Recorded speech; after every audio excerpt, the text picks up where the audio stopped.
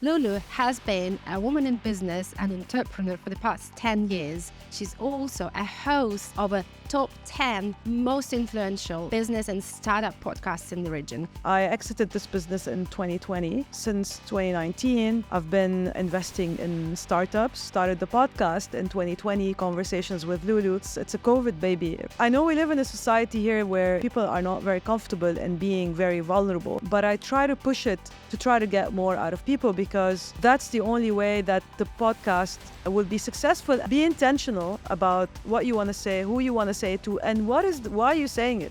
Be yourself, and that's how successful content creators become successful, not by trying to imitate other people. What is the biggest secret behind successful networking? Whether you are an employee, entrepreneur, or content creator, it's all about who you know. Successful networking, treat people like people. So it's so simple, but that's the secret to successful networking.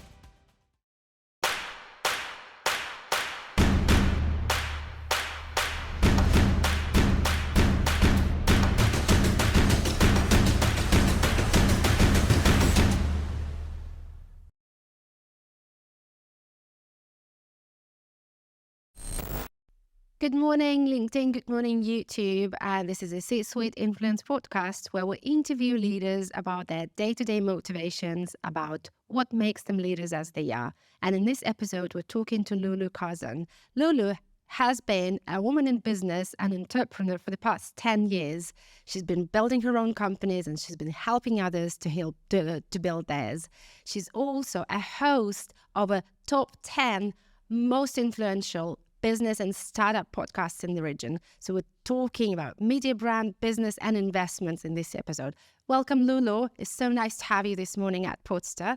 Thank you. Please introduce yourself. Sure, I think you did a fairly good job. So, as you said, I've been an entrepreneur for over a decade now, nearly 15 years here in Dubai, and I started my journey as an entrepreneur in a startup advisory company. That was back in 2009, and this sort of got me into the the entrepreneurship space and got me to understand a little bit how entrepreneurs build from zero.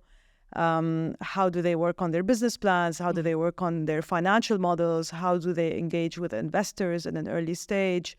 And how these discussions are, and what really makes a good entrepreneur, or what are some of the ingredients. And this has led me to start my own company, which was called nabbish.com. Nabbish means search in Arabic, and it's an online marketplace for freelancers.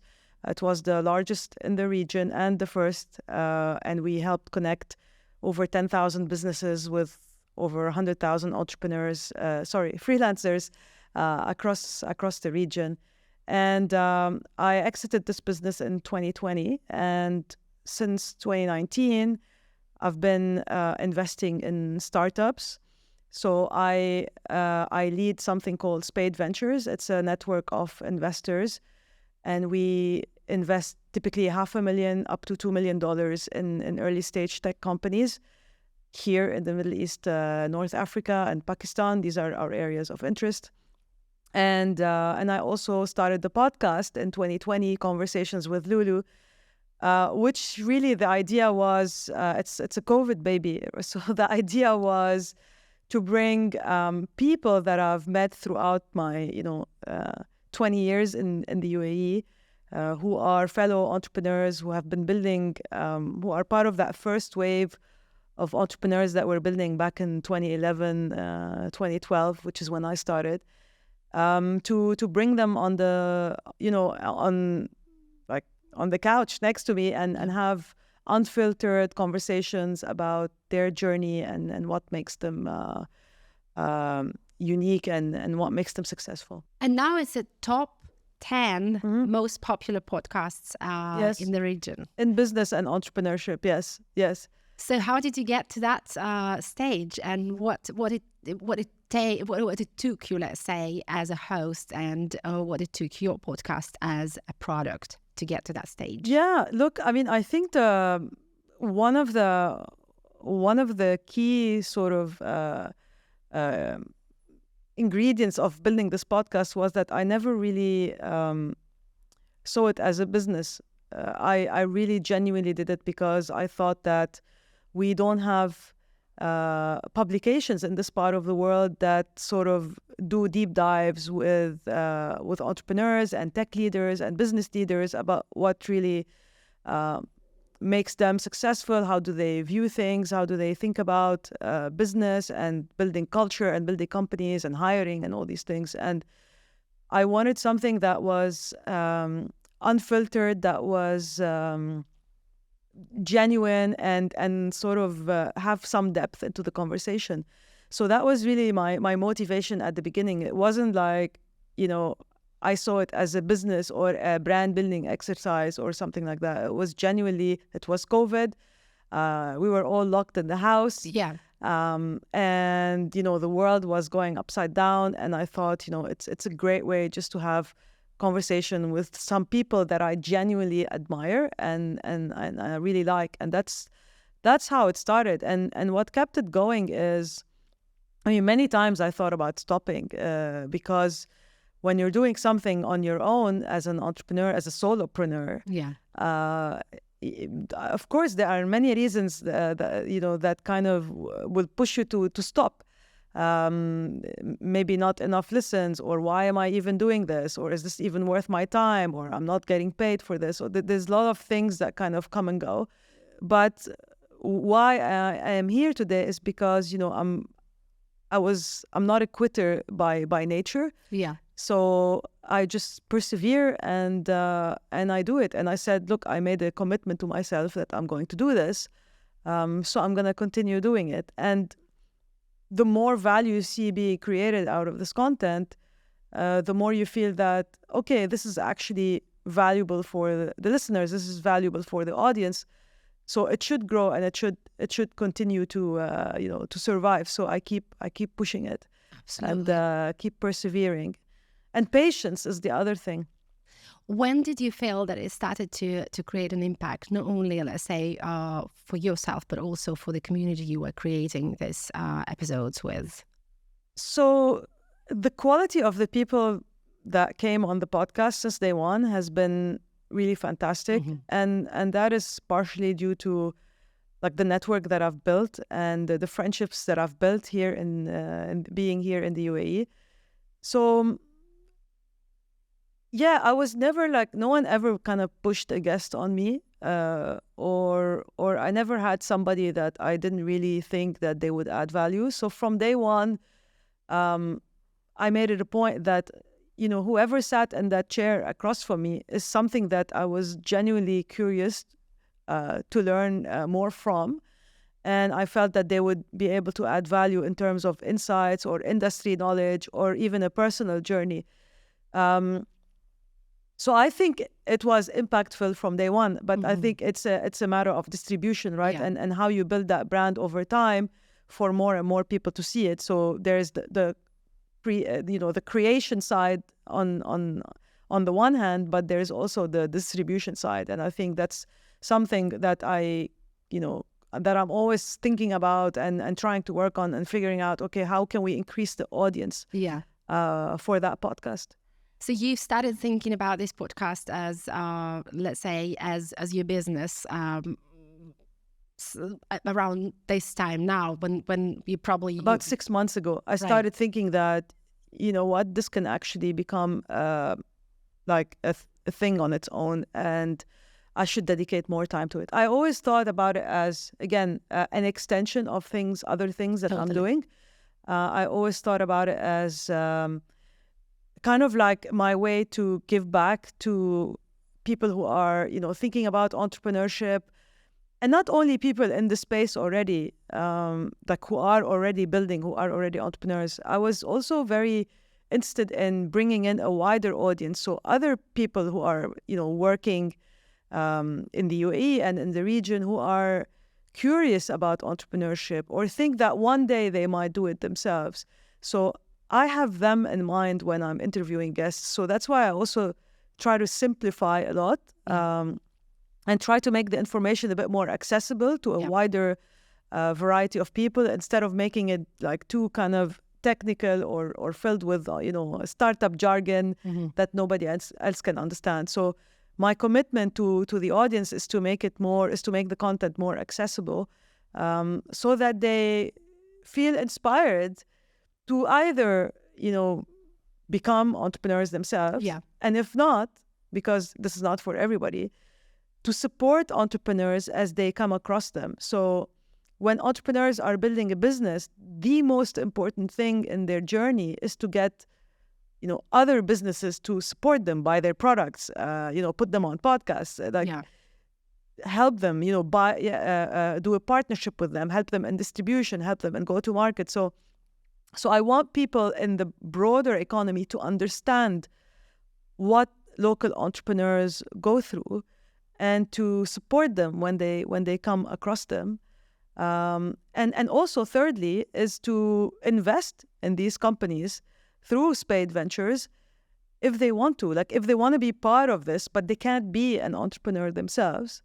So they can also, invest. So I kind of see myself as like the in-between the startup ecosystem and the broader economy, and trying to bring more people from this side to to be more interested in entrepreneurship and support entrepreneurs, especially local entrepreneurs as they're building companies. Because there is something that we have in this part of the world which used to bother me a lot as an entrepreneur, which is that everything Western is shiny.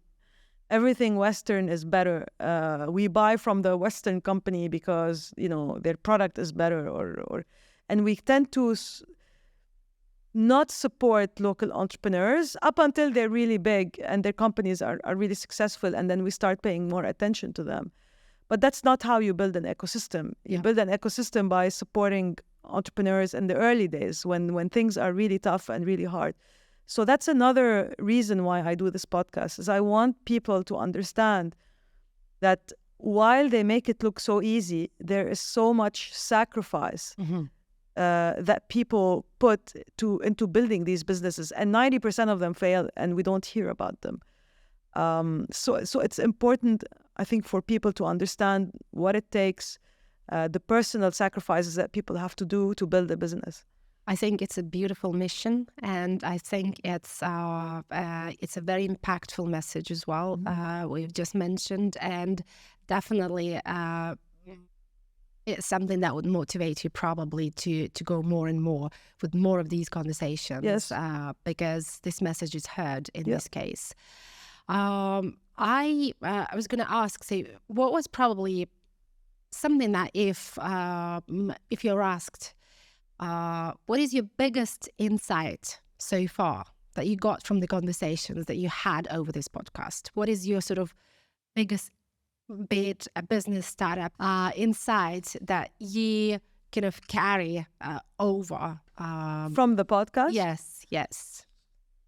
From the podcast, I think this is important for everyone to hear. No matter who you're sitting with, no matter how high up or down they are in the echelons of society, everybody has their own insecurities, and they're all people at the end of the day. So I think people feel very intimidated by other people, or they let other people make them feel small, or why is this person doing business with me like they're much better than me, or whatever. So it's irrespective of your role that you play in life. We're all people at the end of the day. So whoever is building something or doing a podcast or trying something new, just be yourself, and don't let other people intimidate you, because everybody has their own insecurities and their own problems and their own challenges,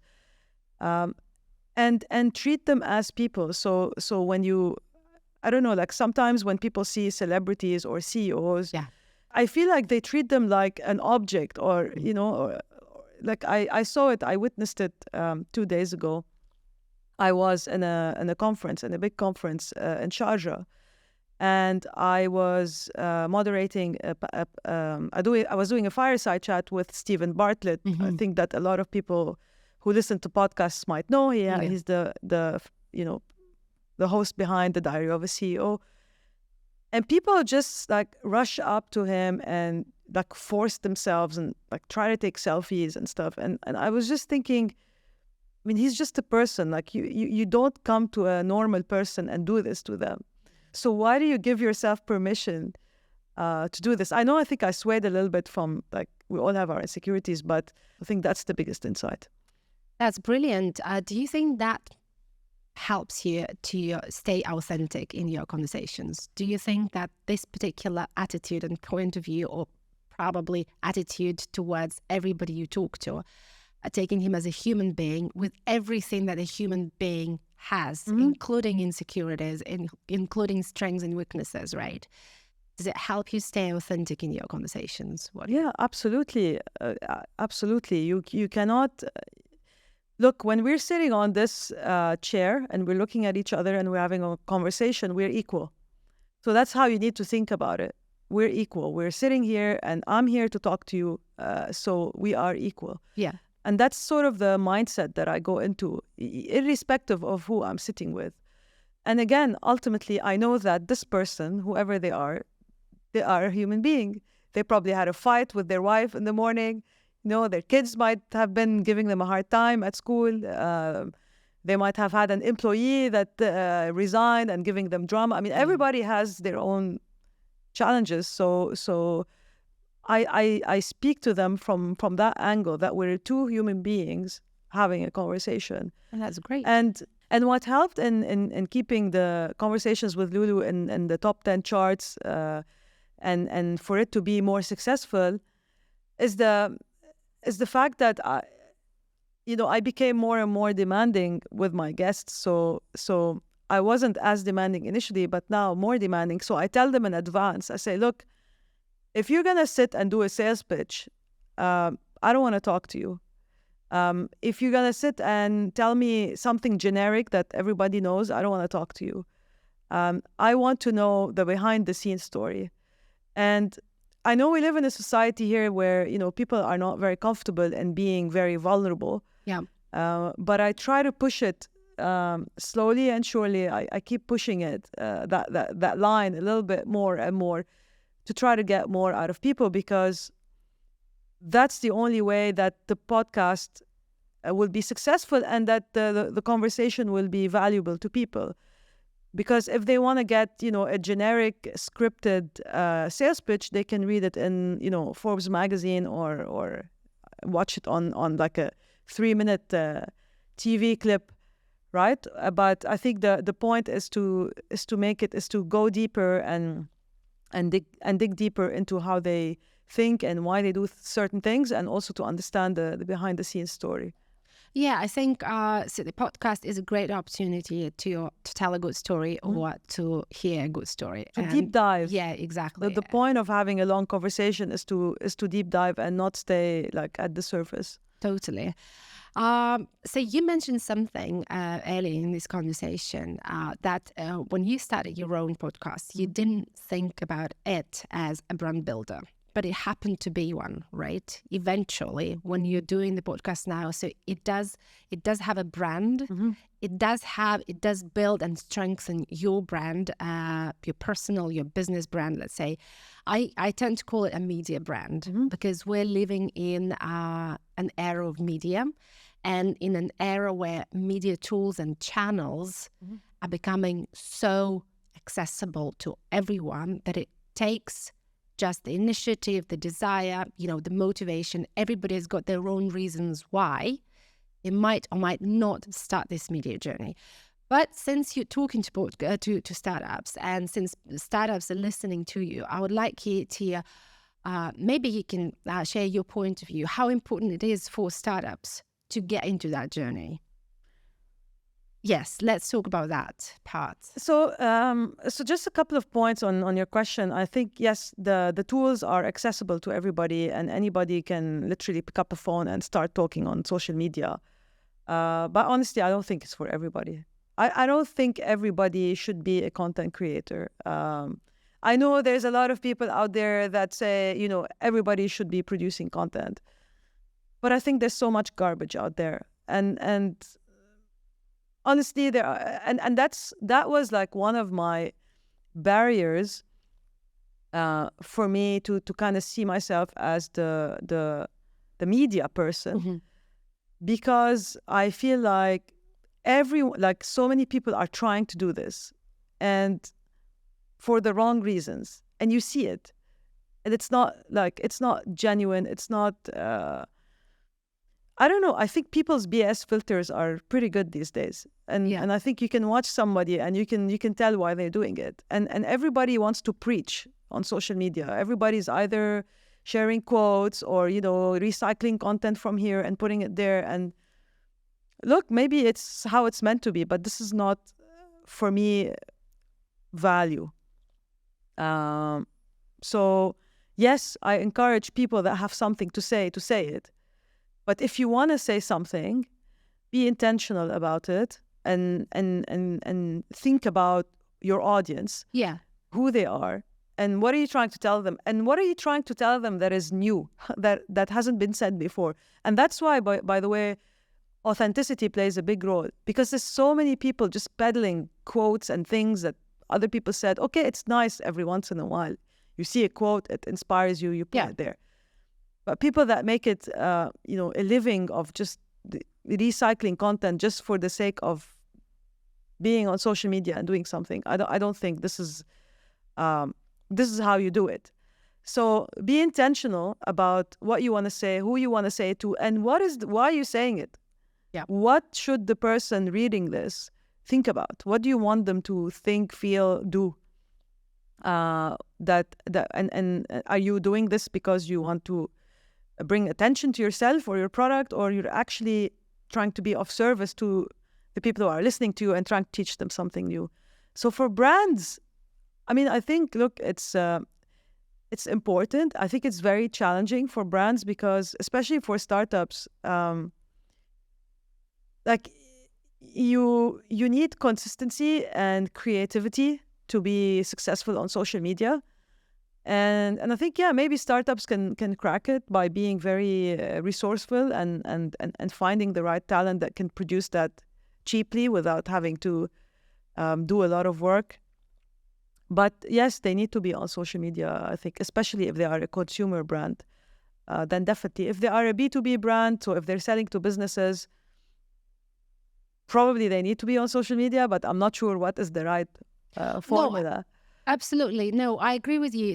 But basically your message is, whenever you start on the journey of creating a regular content, just make sure you know what you're talking about. Make sure that your brand brings value and not just becomes something that loses its... It becomes like they call it in media, like wallpaper effect.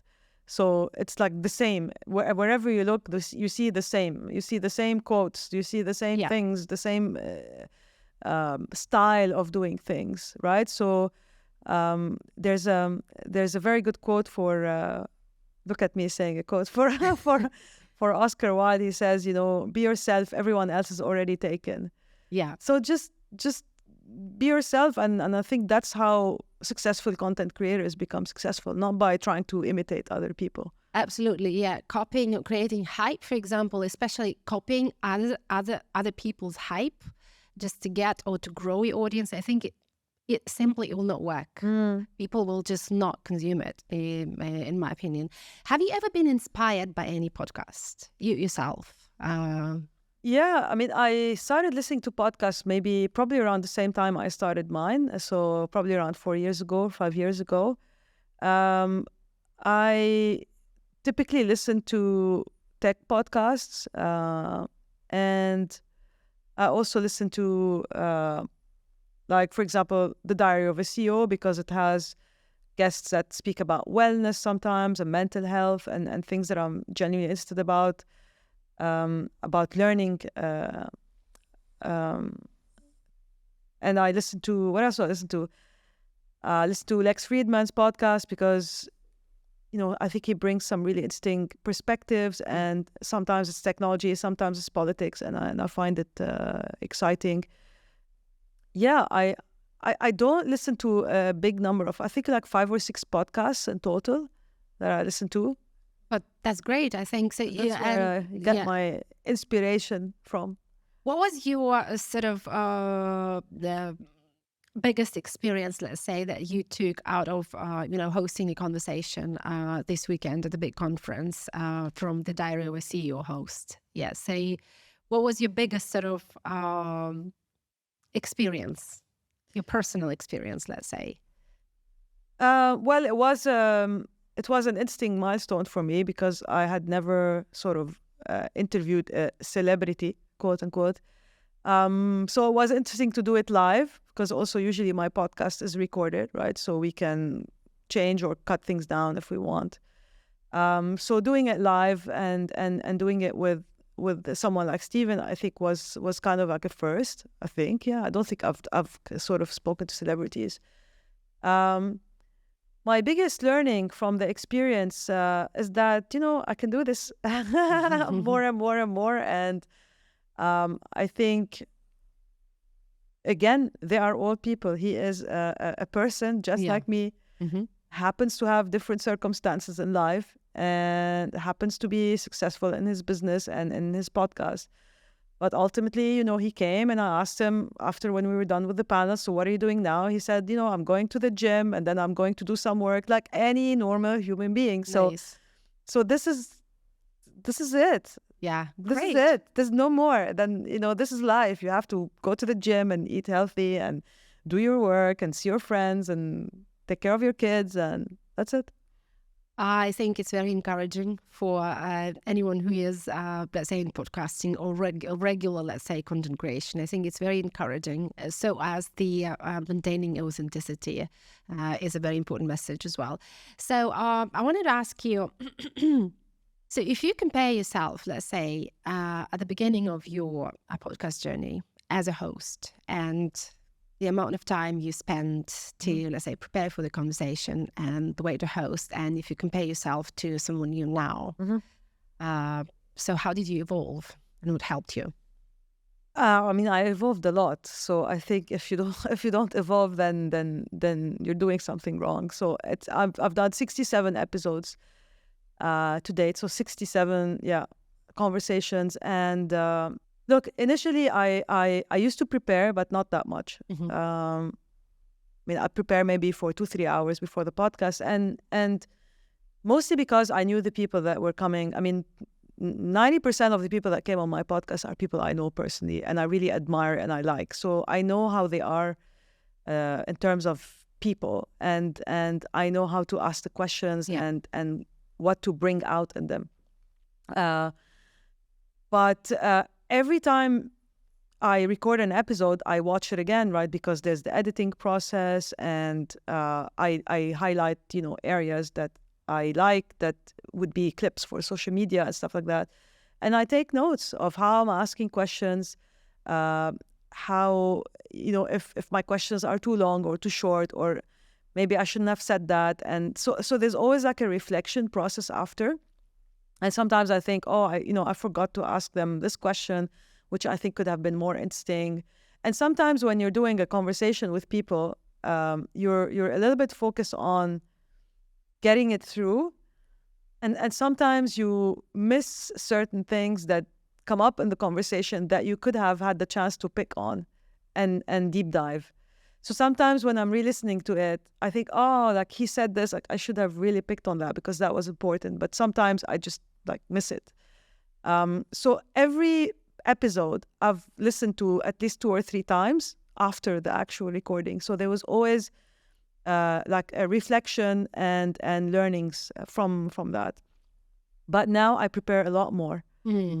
So I spend at least like 2 days preparing for a podcast. And sometimes when I know that a guest is coming, like with Stephen Bartlett, for example, I knew a month in advance that I was going to do that.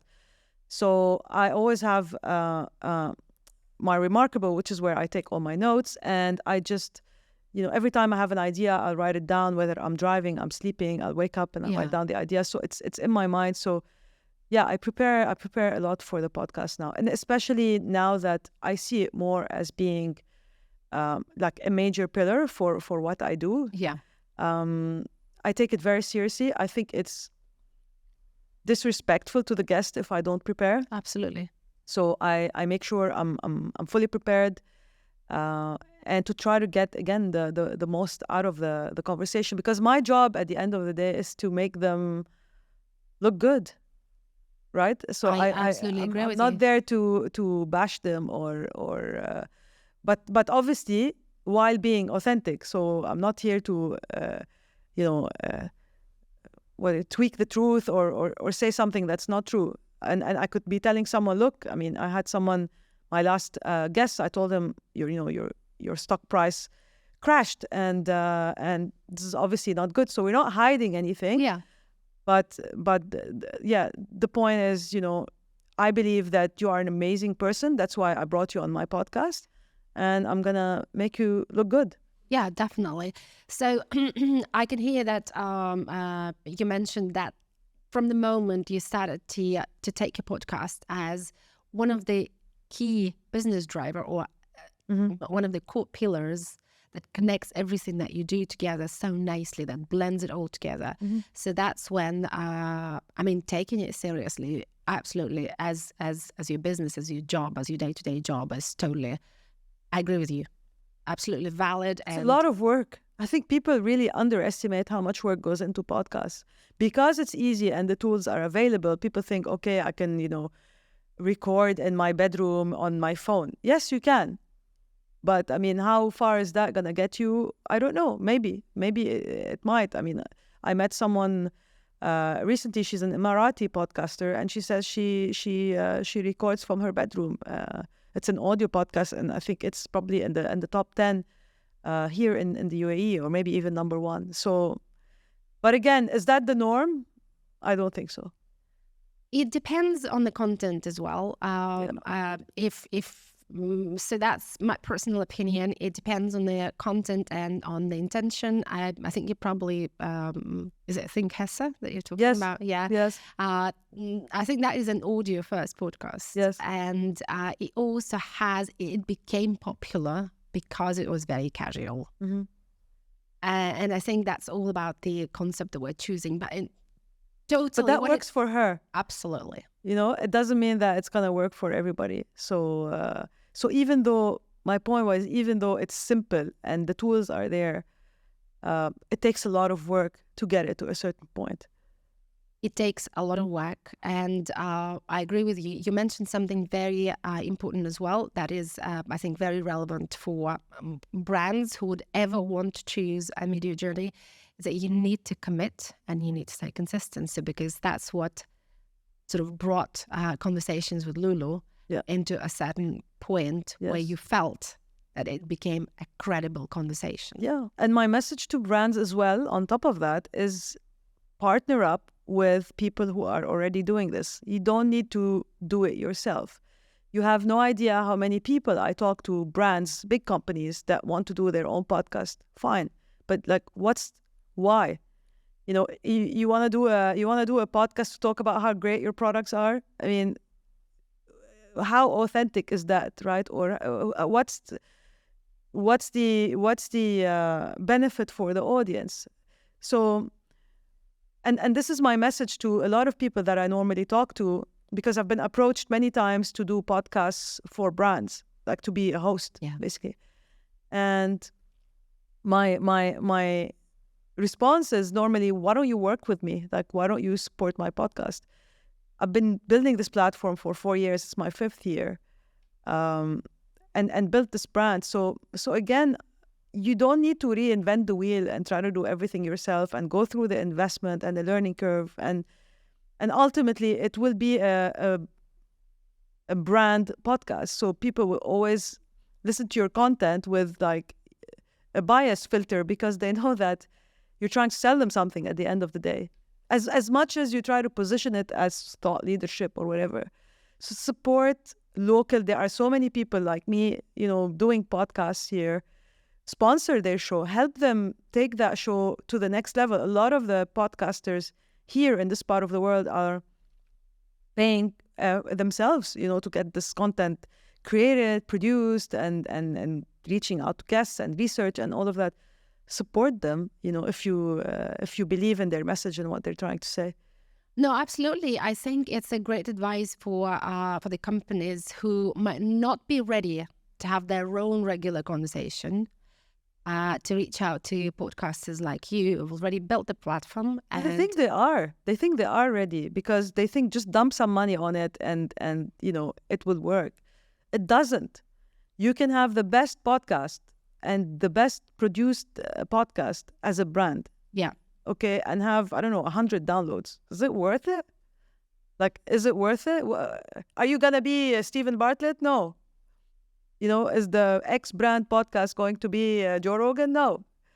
So invest in, upcoming talent and support them to grow and become better and bigger, and you will all win.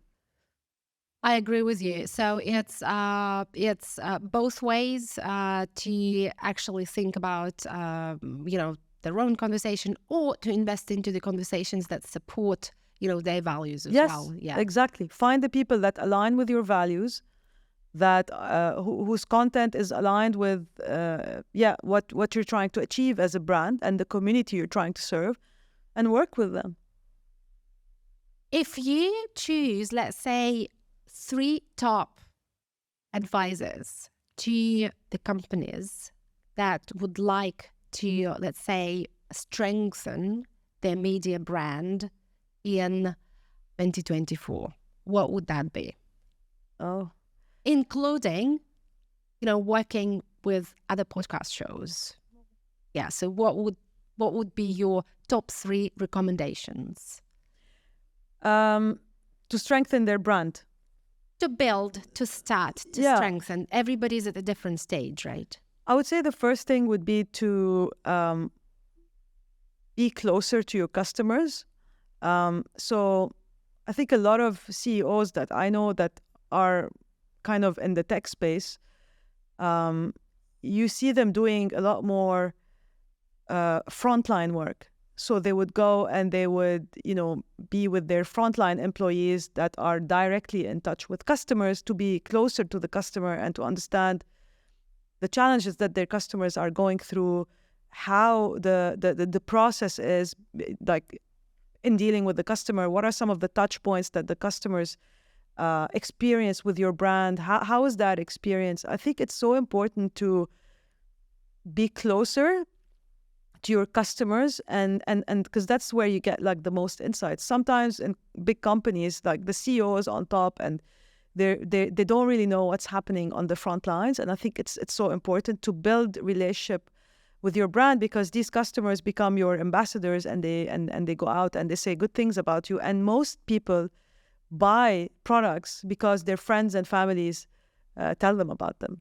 Yeah. Not because they saw an ad. So seeing an ad is something. It's maybe a discovery thing, right? Okay, I see an ad for something, but normally before I buy, I would maybe ask my friends, my family, people I trust about that product.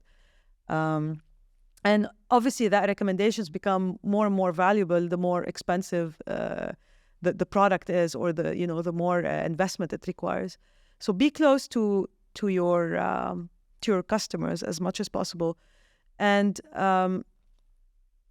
I think the other thing that would be interesting is do case studies. So if you want to be on media, again, bring your customers into your media channels and share their experience with the brand.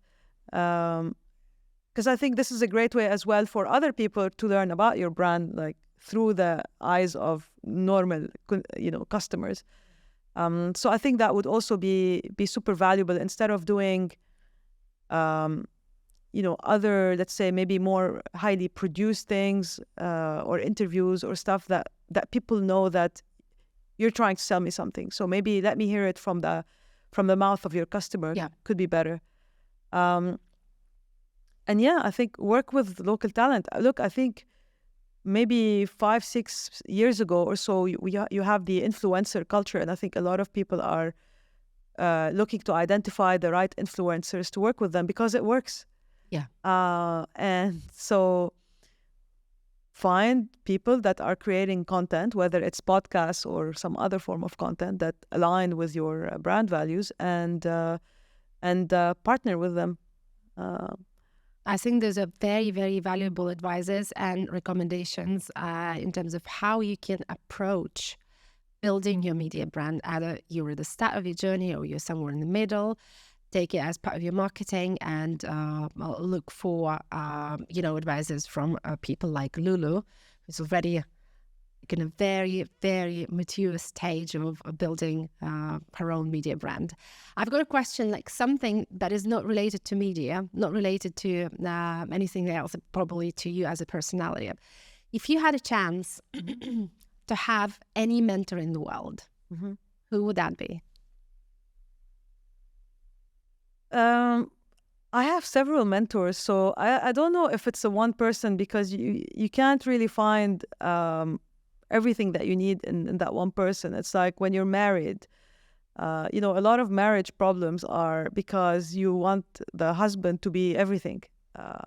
The romantic person, the smart person, the rich person, the successful person, the good-looking person, and it just doesn't work. That it's impossible to find everything you want in one person. I think it's the same for mentors. So I have mentors that I call upon depending on what I need. So I have female mentors that are successful businesswomen that I talk to every time I need, I'm facing maybe a female-related issue. I talk to them sometimes about how they feel as working mothers, because sometimes guilt gets to me as well, and I feel like maybe I'm not spending as much time as I should with my kids, so I talk to them about that. I have a lot of men, friends, mentors that I talk to about, various parts of building a business. So, yeah, it's not one person. It takes a village. They say it takes a village to raise a child. It takes a village to make you a better person. And because everybody brings something different and can help you in a certain area. Are you a natural networker? Yeah, absolutely. Absolutely. I mean, I think this is the number one most important thing that you can do as a person in any career, whether you are an employee in a company or you are an entrepreneur or a content creator. It's all about who you know, and it's all about building these relationships over time and not coming to people when you need them, because that's not cool. And people will, they might help you once, but then if it's a recurring thing, then not nice. But I think make it a point to meet a lot of people, and sometimes people wait. Let's say people, especially people in jobs and in like corporate careers, they don't work on building their network, and then one day they let go of their job and they think, oh my God, okay, now what? And then they have to go and build that network. Yeah. So in a world where a position in a good company gets 5,000 CVs, it's all about really who you know, and I think that's so important. I was going to ask, what is the biggest secret behind successful and non-successful networking? Okay, good question. So look, again, successful networking, treat people like people. So it's so simple, but I'll give you an example. I'm at a networking event, and then let's say there's startups and investors. And then we're at an event, and an entrepreneur comes to me and they start pitching their company. It really, really bothers me. It's not the time. Like, I'm here and I want to talk to probably around 25 or 50 people in this conference or in this event, and I want to talk to each one of you for 2 minutes, because I don't want to spend 15 minutes with you listening to your pitch. It's not the time or the environment or the place. And I'm not going to give you attention. And in fact, you're going to bother me. Like, I'm going to have a negative reaction to that experience. So you come and you say, hey, and, ideally you tell me something that you, again, like a normal human being, like if you like someone, right? And you don't go to them like the first time you meet them and you go say, come with me on a date. It's not going to work that way, right? You go say hi and you get to know them, and what do you do? And there's a conversation that happens. And it's the same thing in business.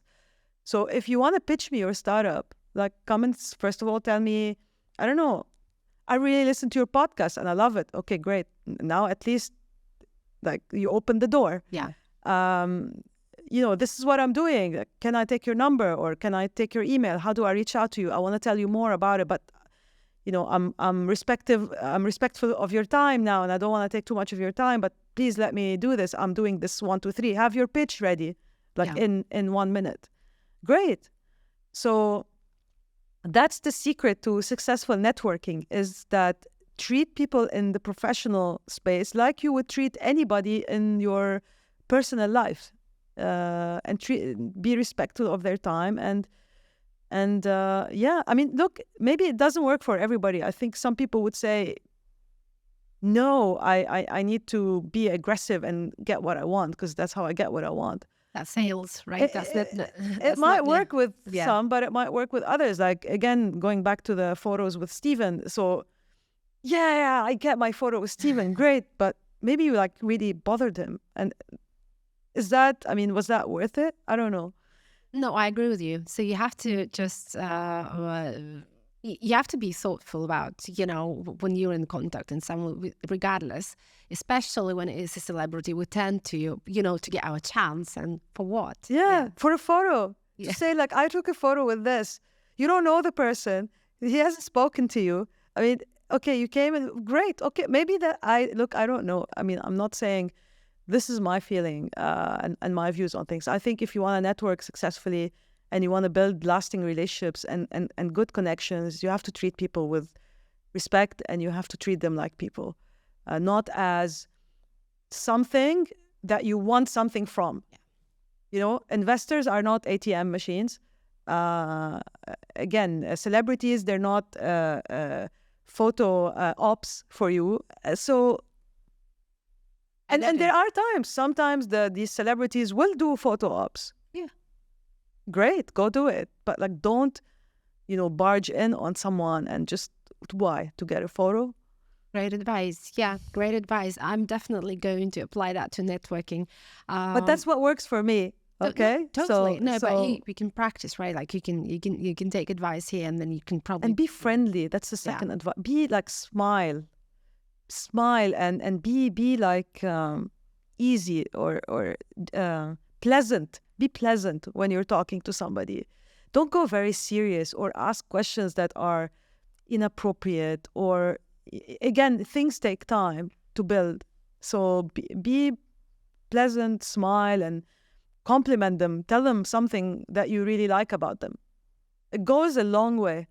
Yeah, I think it's very important how people feel next to you, right? It's like, how do you make them feel? So I think that is one of the things that is a big secret.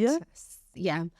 Great advice. And probably the last questions. If you had a chance to get, let's say, a $1 million investment or a year of travel, what would you choose? Oh, a $1 million investment. Yeah, I made it sound really big. I love my work. I love my work. More than, I love my work. Travel is interesting, and I do travel quite a bit, but I get a lot of pleasure. My most pleasure comes from my work. So if somebody gives me $1 million to grow my business, I would rather do that than travel for a year. Today. Great stuff. As I stand, where I stand today, I might change my mind later, but work brings me so much joy. And I think it's, that's where you want to get to eventually. I feel people who see their job as a job, and they're very disconnected from it, and it's just a job. Yeah, nice, but think about it. You're spending 8-9 hours of your day in this job. Why not try to do something that you enjoy and it brings you fulfillment and pleasure? Yeah. No, absolutely. Yeah. As an employee, by the way, you can find those jobs. It doesn't mean you need to be an entrepreneur, because entrepreneur is hard, very hard. But even as an employee, maybe okay, I maybe not work at Google. I'm just saying as an example because it's such a great company, but I'm miserable in my job. Or maybe you work in another company, but have a more fulfilling job. No, Not to pick on Google, by the way. It's just an example. I agree with you. It's and as you fairly mentioned, you can change your mind later, but at this particular stage of your professional journey, you feel like you're at your let's say prime, and additional investment will make you even work harder, be more dedicated. Yeah. So You totally. said it, the word. I'm at my prime. I've been learning and learning compounds, and I've been learning and doing and building for 20 years. And I feel like I'm really at a point where, where I'm gonna get all that learning and build something even bigger and better. So yeah. Great. And then the last question: if you had a chance Yeah. to see the future or to go back to the past, what would you do? I would go to the future. It's funny. My husband asked me the same question. He would go back to the past.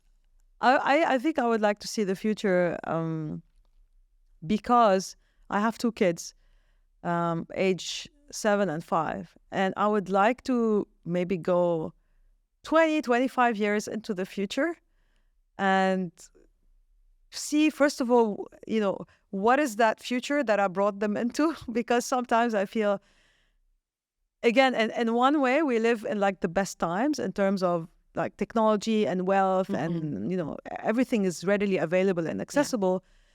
But you're also seeing other things creep up that are, harmful, like mental health issues and diseases and stuff like that are mostly due to our lifestyle and our environment. So sometimes I worry, right? Like, what kind of future are they going to have? So I'd like to maybe, go 20, 25 years into the future and take a peek and see how they're doing and what's the future like, so I can prepare them today, to be sort of resilient and ready for that future. I can hear what you're saying. It's always so like, I want to teach you what's going to be necessary in 10, 15 years, right? Yes. Yeah. No. You have kids? I do. Okay. Too. You have to as well. Yes. And I think that's why I hear you so much from when you think about like, what are we teaching the generation now to actually manage and be resilient? Yeah. Time from now. Thank you very much. It was such a great conversation, Loulou. Thank you. I got so much for myself. Thank you. Thank you so much.